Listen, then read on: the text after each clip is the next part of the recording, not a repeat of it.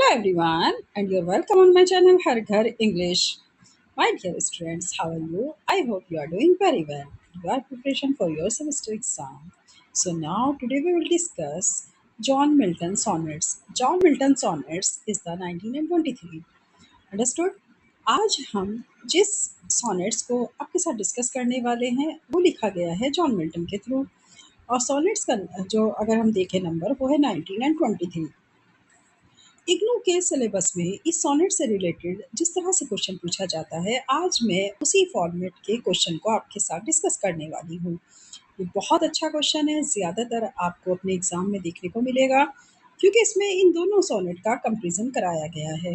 यानी आपको कंपेयर करके लिखना है कि सोनेट 19 एंड 23 में किस कॉन्सेप्ट को उठा करके जॉन मिल्टन ने डिस्कशन किया था। Question number third. Compare and contrast John Milton's Sonnet 19. When I consider how my light is spent, and Sonnet 23. Me thought I saw my light exposed sent. Discuss how the poet expresses personal suffering and spiritual faith in both poems. देखिए, जैसा मैंने आपको अपने question का format दिया है, इसको समझने की कोशिश करिए। आपको कंपेयर करना है और कंट्रास्ट दिखाना है जॉन मिल्टन के दो सोनेट में। सोनेट नंबर 19 जिसका नाम है when I consider how my light is spent, and sonnet 23 methought I saw my light espoused Saint.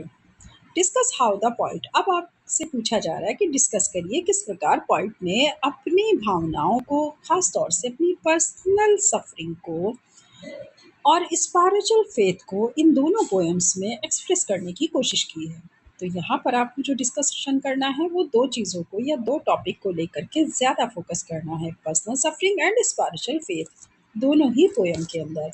Most important question है ये, और इसका आंसर अगर आप इस तरह नोट डाउन करते हैं जैसे कि मैं यहाँ पर आपको प्रिपेयर करा रही हूँ, तो आप एक बहुत अच्छा स्कोर अचीव करेंगे। ओके डियर स्टूडेंट्स, यूट्यूब पे पहली बार आप देखेंगे कि आपको लॉन्ग आंसर टाइप क्वेश्चन की प्रिपरेशन कराई जा रही है, वो भी ऐसे क्वेश्चन जो आपको 100% देखने को मिलेंगे अपने एग्जाम में।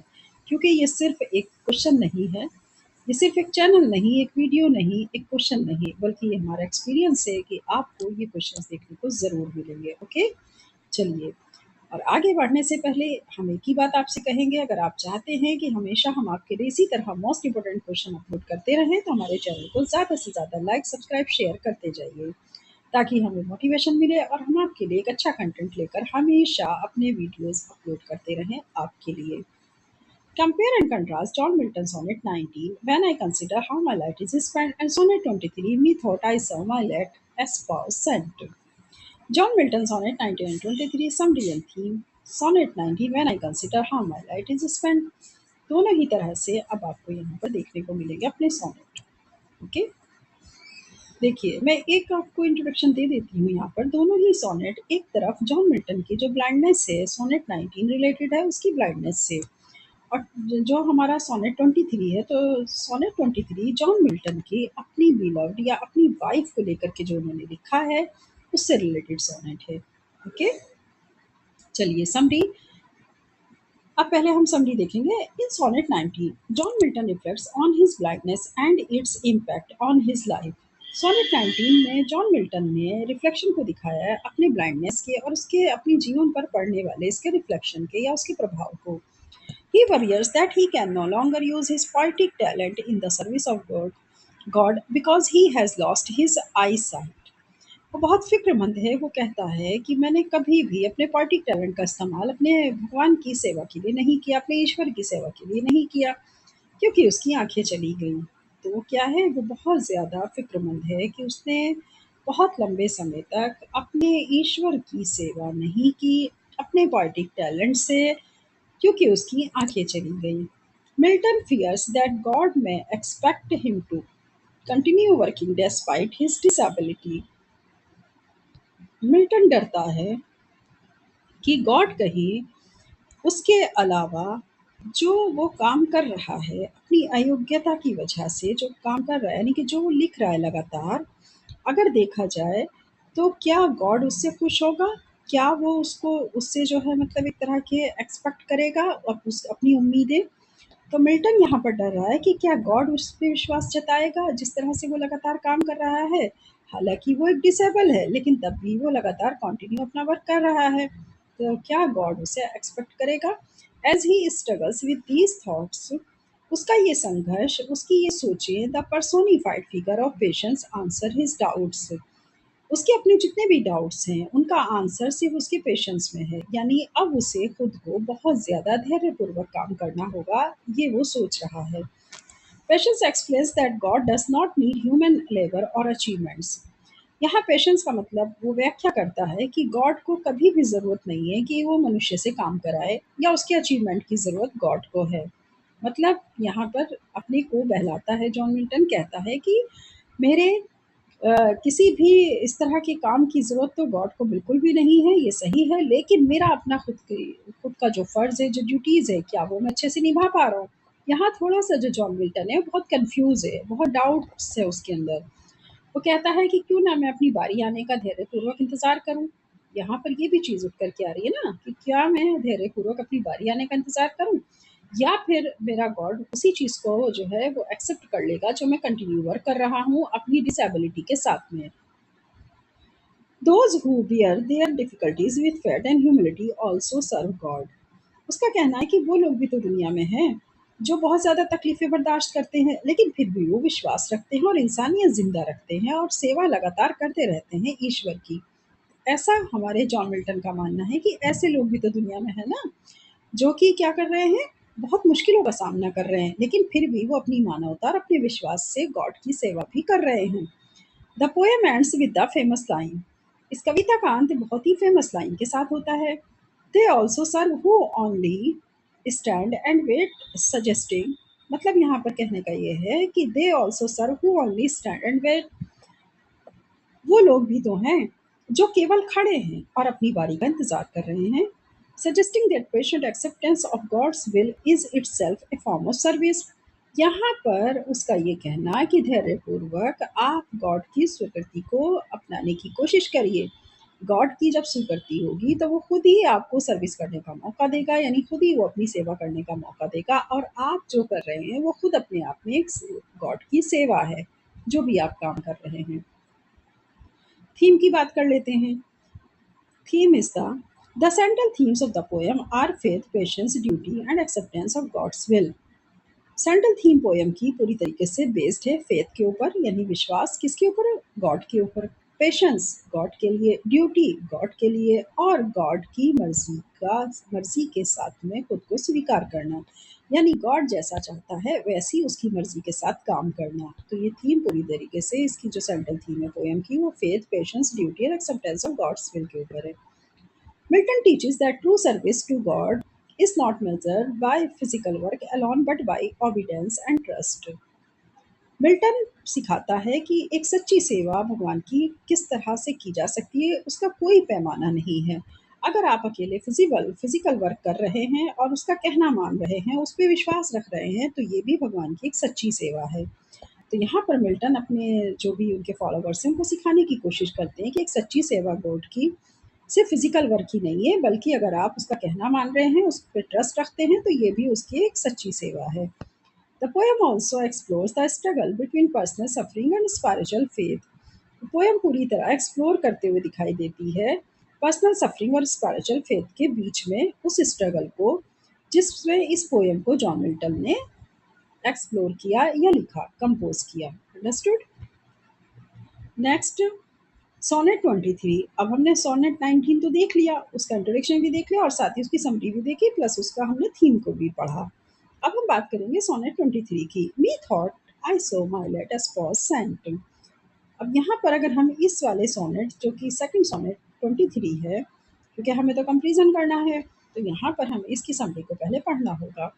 Sonnet 23, Milton describes a dream in which he sees his deceased wife, Catherine Woodcock.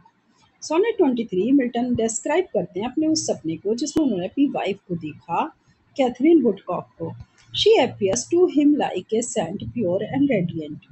उन्हें वो ऐसी प्रकट हुई जैसे कि वो एक संत की तरह है और शुद्ध आत्मा की तरह है। The poet feels great joy as he imagines her returning to him after death.